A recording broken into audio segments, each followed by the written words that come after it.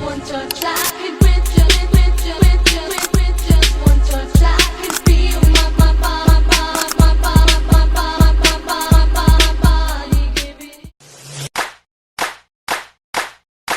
Assalamualaikum, saya Encik Muhammad Izzat bin Ramli, pensyarah program Bakery dan Pastry Kuala Vocational Kuala Berang, merangkap pensyarah pembimbing produk inovasi pelajar. Saya Ailis Afirana Afisha binti Asra Azli dari program Bakery and Pastry dari College Vocational Kuala Berang. Saya Nur Adelia Kasrina binti Roslan dari program Bakery and Pastry. Saya dari College Vocational Kuala Berang. Saya Ainul Marja binti Muhammad Ayub dari kos Bakery and Pastry dari College Vocational Kuala Berang.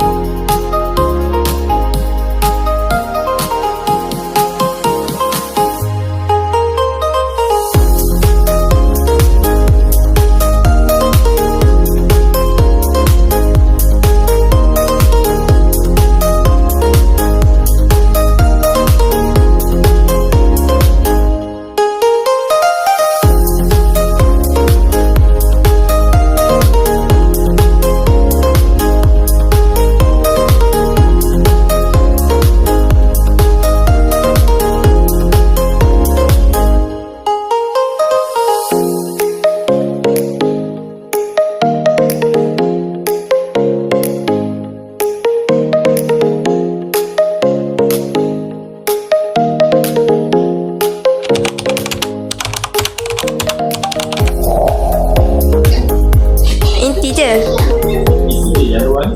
Luar tu warna je.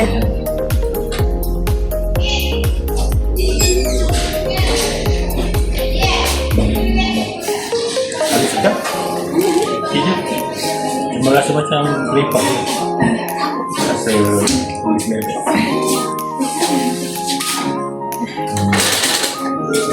Ya. 1/10. Disebabkan tak rasa budaya sangat, buat di 7.5.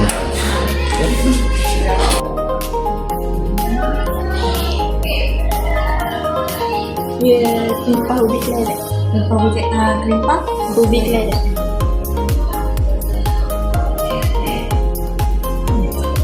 Sedap.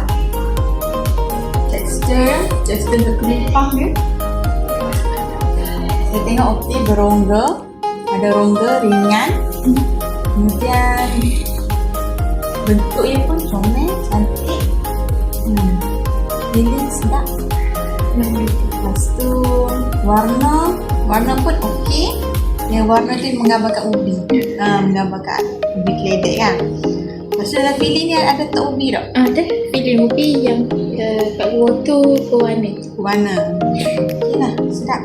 Feeling pun smooth, licin. Tak berketul lah. Okey lah. Sedap lah, sesuai lah dengan 1/10. inilah. Bismillah.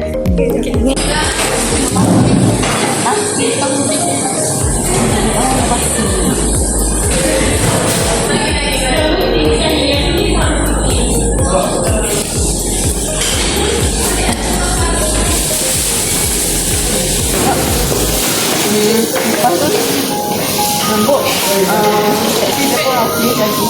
Lepas tu dia tu rasa macam sedap lah lemak. Macam aiskrim pun ada tak? Aiskrim keladi tu.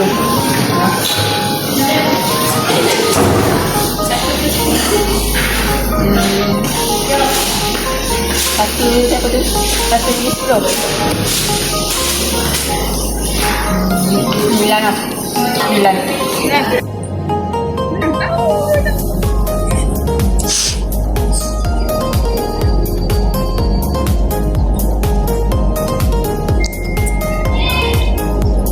Tak.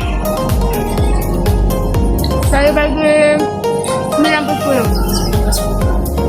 Rasa ubi keledek dia, krim dia, bila di combine itu sangatlah sedap dan menarik inovasinya.